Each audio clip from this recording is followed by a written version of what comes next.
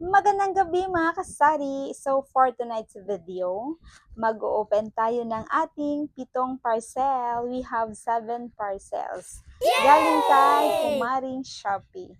So samahan nyo ako ngayong gabi, mag-open tayo. Ipapakita ko sa inyo kung ano-ano ba ang ating mga dagdag na paninda sa ating tindahan. Uunahin nating open itong mula sa maliit na parcel. Let us see mga kasari kung ano ang laman nito. Last week pa ito dumating, so ngayon lang ako nagkaroon ng time na i-open itong parcel, kaya medyo medyo madami na. Kaya naipon at isahin na lang natin sa pag-open itong 7 parcel na ito.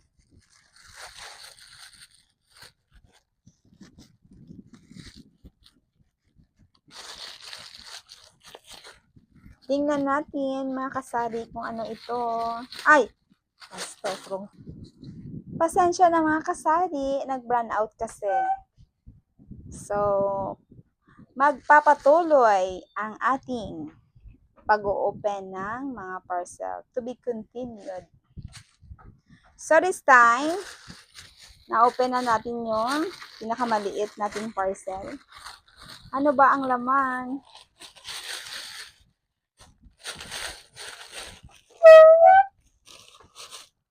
Ay, ito siya. Headphone. 1, 2, 3, 4, 5, 6, 7, 8, 9, 10. Complete orders. Ang ating headphone. Ang puhunan ng ating headphone, hindi naman siya masyadong kamahalan kasi yung iba nating customers ay naghahanap rin ng murang headphone. Ang puhunan is only 39 pesos. 39 lang siya mga kasari. So, ibibinta natin ito ng 120. So, ilan ang ating tubo? Pagpalagay natin 40 yung isa, 120. Kasama na dito yung, hindi pa kasama yung shipping fee natin. Sa 40 pesos na isa, 120. So, meron tayong 80 pesos sa isang headphone. Complete order. Next, tapos na tayo sa headphone. Punta naman tayo dito sa medyo malaki or may kabigatan na parcel. Siguro mga mga 2.5 kilos. Buksan na natin. Huwag nang magpatumpik-tumpik pa. Ano bang laman nito? Kahit ako nakalimutan ko na. So, dito lang tayo nagbe-base sa ating Shopee apps sa isa nating cellphone. Oh, dalawa. Nakabalot siya ng dalawa. Pero hindi siya nakabubble wrap, ha? Naiiwan. Ay! Thank you pala kay sealer na binilhan ko ng mga ano bang naman ito? I think it's charger dahil may free pouch siya, o di ba? Hindi na ako problema kung saan ko ilalagay yung ating mga charger dahil may free pouch, may free bag si sealer. Thank you so much. Kung may mga tanong kayo mga kasari, just comment down below kung saan ko na store na shop binili ang aking mga items na purchase sa ngayon. Nahulog. So, ayun, mga, ito? Charger na may cord at saka yung adapter. So, set na pala siya. 480 watts. So, medyo ano siya, medyo fast charger na siya. Kasi malaki yung kanyang watts. Nagbe-base kasi yung charger sa watts ng isang adapter. Kung fast charger ba siya or hindi. So, magkano ba ang tanong? Magkano ba ang puhunan nito ng charger? So, bilangin muna natin kung tama ba yung ating order. 1, 2, 3, 4, 5,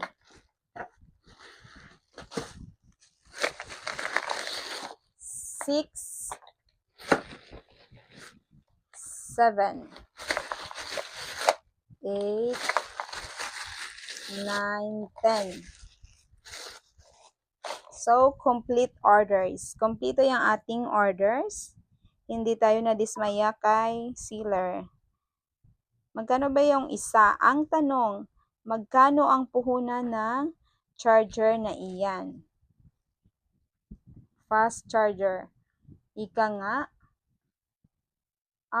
67 pesos pala. 67 pesos mga kasari ang set na ito. USB. Pa-USB siya ha. Oh, pa-USB. So, ganito. Dapat. Saksak mo lang dyan. Sa adapter. Ganyan, oh. USB po yung ating in-order dahil iilan na lamang yung ating stock. So, kailangan, before siya maubos, mayroon tayong na bili na para hindi tayo maubusan. USB. Micro USB yung ating charger. Ang puhunan is only, ilan nga yun? 67 pesos. Ang shipping fee is only, ang shipping natin is 130. So, may voucher tayo na free na yung ating shipping dahil na-avail natin yung ating voucher. So, free shipping po tayo. Thank you so much kay SMZ Shop ng Shopee. So, next parcel. Satisfied buyer. Satisfied customer po tayo ni SMZ Shop ng Shopee. O, diba? Mayroon pa tayong free pouch. And, our third parcel.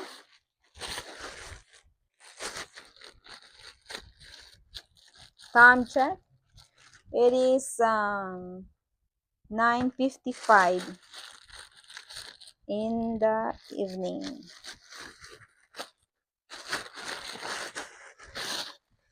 Mabigat siya. Mabigat. Bakit dito malaki, dito maliit? Ano ba to?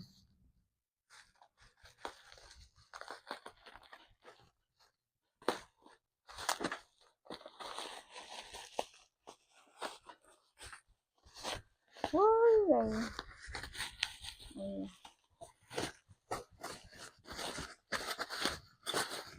Nakabubble wrap.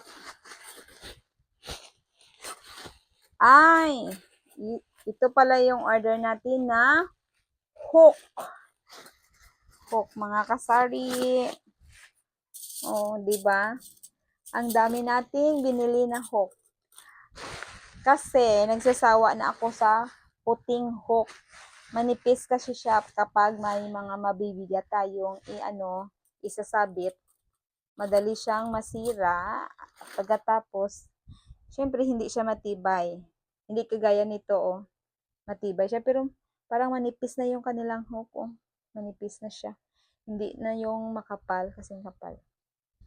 Char lang. So, bilangin natin, no, kumuha tayo ng 30 piraso. 13 piraso ng hook. Saan na ba dito yung hook natin? Mas okay na to, compare mo sa white na hook. Mura lang, 11 pesos each. 11 lang yung isa. So, mayroon tayong 115 na shipping fee. Na-avail na naman natin yung voucher. Free shipping tayo. So, kumuha tayo ng 30 pieces. 11 lang yung isa. Kahit anong ilagay, pwede. Sinadya ko talagang magbili nito dahil yung aking ibang mga hook sira na. Mura lang. Mura lang kay para hindi ko mabasa. Hindi kasi reading glass yung aking eyeglasses. So, order na kayo nito. Malaking tulong to sa ating tindahan para ma-display natin ng mabuti ang ating mga paninda. Our fourth parcel. Dili nisakop mo sa papa mo, Brent, ininit.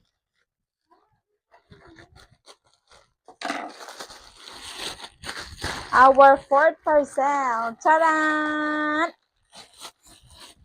Okay. Ito pala yung tinatawag nating para sa tainga, yung AirPod. AirPod.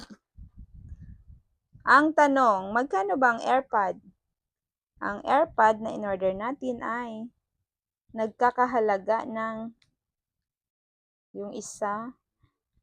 Nagkakahalaga lamang ng 85 pesos. Yes, you heard it right. 85 pesos lang yung isa. So, kumuha tayo ng 10 piraso. At na-avail na naman natin yung ating free shipping na 60 pesos. 60 lang yung shipping. Na-avail natin. 85 pesos only yung black at saka yung white is 71 pesos. 71. 10 yung binili natin. 1, 2, 3, 4, 4. Bakit malaki 4? 5, 6, 7, 8, 9, 10, 10. Bakit may malalaking mga sisidlan? Ano ba yung iba nating order? Uy, wow! May pa bakit ganito? Bakit may 4? 10 lang naman na items ang in-order natin. 10 piraso lamang. So, may pa-free si Shopee Choice Global. Ay, okay. 5 items. Sinali na ba niya dito yung So, may pa-free si seller ng isang ganito, isang headphone. Free lamang ito. So, order tayo ng para sa tainga. Nilalagay dito ng mga kabataan. 10 na color white, I mean 5 na color white at saka 5 na color black. Ang tawag nito is wireless Bluetooth. Ay, Bluetooth pala siya. Ito siya wireless, tapos rechargeable Bluetooth. Wireless Bluetooth na AirPod. Kasi yung ibang mga kabataan ngayon, single lang siya. Single AirPod. Wireless Bluetooth. So, ang isa, 85.71, ibibinta natin ito ng 150. O, diba? Paldong-paldo tayo mga kasari. 150. Almost half yung ating tubo. So, next parcel. Our next parcel is let us see. Ano ba?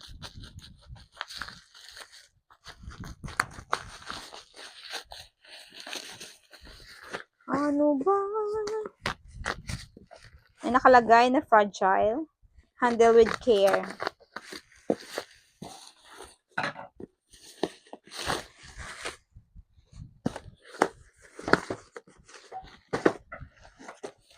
Ano man ang sabihin nila. Kay patuloy kong mamahalin. Ay, sinusamahan. Grabe ang pagkano. Talagang ang sipag ni Sealer kasi ano, grabe ang pagpacking. So, ayun, yung ating charger. Charger na USB pa rin. USB. Micro USB. Bilangin natin kung ilan. 1, 2, 2, 3, 4, 5, 5, 6, 7, 8, 9, 10. So, eksakto yung ating order. Hindi tayo binigo ng seller. Ang puhunan nito, mga kasari, is only, sana ba yung ano, mura lang ito. Ang puhunan is only 105. 105 yung puhunan natin. Ibibinta natin ito ng 250. O, di ba? Mayroon tayong tubo na 150 sa isang charger. Susubukan nyo rin magtinda nito kasi yung mga tao sa ngayon, madaling masira yung kanilang mga charger. So, mostly na mga customer ko, hahanap ng charger, no? Hindi na sila pumupunta pa ng city or ng bayan. So, dito na sila sa ating tindahan, namimili ng mga charger. So, try nyo na mga kasari, no? Mura lang naman ang puhunan, 105 each. Bibinta mo ng 250. Charger. So, complete orders. Ang brand nito is Goody. Maganda kasi yung Goody, no? At tested and proven ko na ito. Kahit pa paano, no? Fast din siya mag-charge. Pwede saan ka. Next, may pa-free pa si freebies ni sealer. Next, parcel. Grabe naman ang pagkabalot nito, oh. Talagang napak ng masyado. Ay, magana to ba?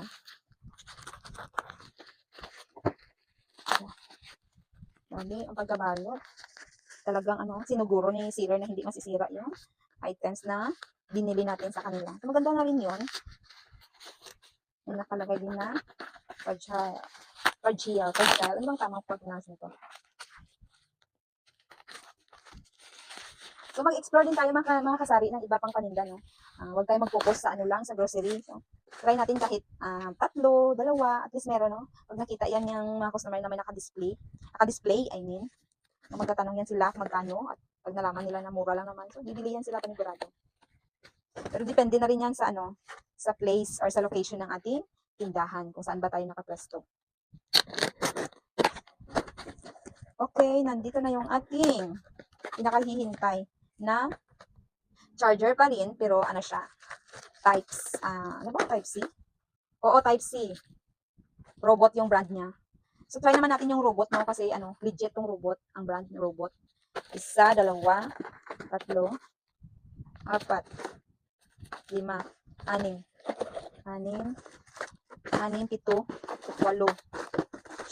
So, kumuha tayo na 10 charger kay robot na brand. So, try naman natin yung robot. Kasi parati na lang Babin, Alibaba. So, first time ko mag-order ng robot na brand. Ang tanong, magkano ba yung isa ng robot na brand na charger? This is my first time to order this kind of charger. I mean, this brand na ito. Siguro ito ba? Maganda. Kasi maraming, sa reviews niya, maraming nag-order ng robot at saka 5-star yung kanilang comment. Yung kanilang binibigay na reaction. Sana ba yung robot dito? Ba't hindi ko makita? Robot. Robot. Ang bili ng isang ganito, na ang tagal, hindi ko makita. Siguro I think it's only wala na, hindi ko na makita mga kasari. Kung magkano ba ito? Kasi yung gamit ko na hindi ito pang reading, kaya nahihirapan tayo maghanap ng brand. So, bahala na. Bahala na. Ano ba? Saan na ba yun? Yung brand na robot. Ito yung goodie. Wala na siya. Kasi matagal na ito sa atin, oh. Sa atin yung nakastock, kaya medyo hindi ko na makita ang ano. So, ang benta natin nito, mga kasari, is mas mahal siya, 299. 299 yung isa, Type C. At saka meron, nag-order na rin tayo ng robot brand na na headphone na wired. Yung kanina is wireless, ito wired. Wired ang tawag dito kasi may wire siya. 2, 4, 6, 8, 10. So, nag-order tayo ng 10 piraso na wired na headphone. Ibibenta natin ito ng 180. Kasi mas mahal siya. More than 100 pesos yung puhunan. Ibibenta natin ng 180. Kasi maganda yung ano niya, quality ng sound ng headphone na ito. Okay, our last but not the least na last na ito, but not the least po. Ano bang laman nito? Kahit ako, na-excite na rin kung ano bang laman ng ating last na parcel. So, ayun. Charger pa rin. Marami tayong in-order na charger. Ang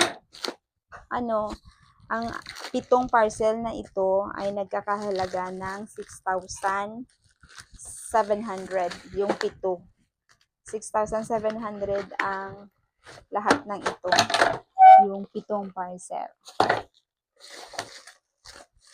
So, kumuha tayo ng Realme, Vivo, Realme. 1, 2, 3, 4, 5, 6, 7, 8, 9, 10, 11, 12. My goodness. Hulog. So, 11 yung nakuha nating may USB. So, lahat pala ito, micro USB. Micro USB yung binili natin na mga charger, 11 pieces ang nabilang. So, let us see kung tama ba yung ating na-order. Kung 11 ba talaga. 11. 12. 12 yung nakalagay dito. Ang puhunan is 125. 125 yung isa. 2, 4, 6, 8, 10, 12. Ay, okay. 12. So, eksakto yung ating na-order. 125 ang puhunan. Ibibinta natin ito ng 280. O, diba? 280 ang isa.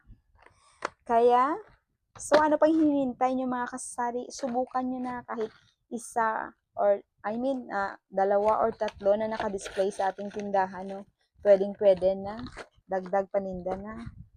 Ang puhunan mo, may 375, may tatlong charger ka na naka-display sa iyong tindahan. So, sana mga kasari, may natutunan kayo sa aking video ngayong gabi na why not, no? Na i-try din natin na mag-explore ng iba pang mga paninda. Hindi naman masama dahil hindi naman ito napapanis, no? At lalong-lalo na hindi ito madaling masira dahil hindi ito pagkain. Kahit na hindi siya fast moving, oo, hindi siya fast moving, pero yung tubo naman is almost half ang tubo, no? Unlike ng mga powdered milk, mga canned goods, no? May tubo rin tayo pero mga 3 pesos, 5 pesos, no? Hindi naman tayo pwedeng magpataas ng tubo kasi marami tayong mga kakompetensya sa mga groceries. Pero pag may ganito ka, no, ang ibang tindahan wala nito. So dito sa amin, dalawa lang kami dito yung nagbibenta ng mga ganito. So again, try nyo na, no? Try nyo na magbenta ng mga ganitong mga items. So, wala naman mawawala sa inyo kasi hindi naman kalakihan yung puhunan, no? Hindi naman siya umaabot ng 1K. Kahit may 300 pesos ka, may mabibinta ka ng mga charger, mga headphone.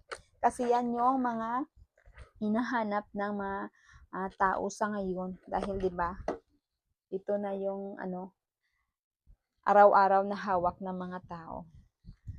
So hanggang dito na lang tayo mga kasari. Please don't forget to like, comment, share, and subscribe my YouTube channel, Bambi Store TV.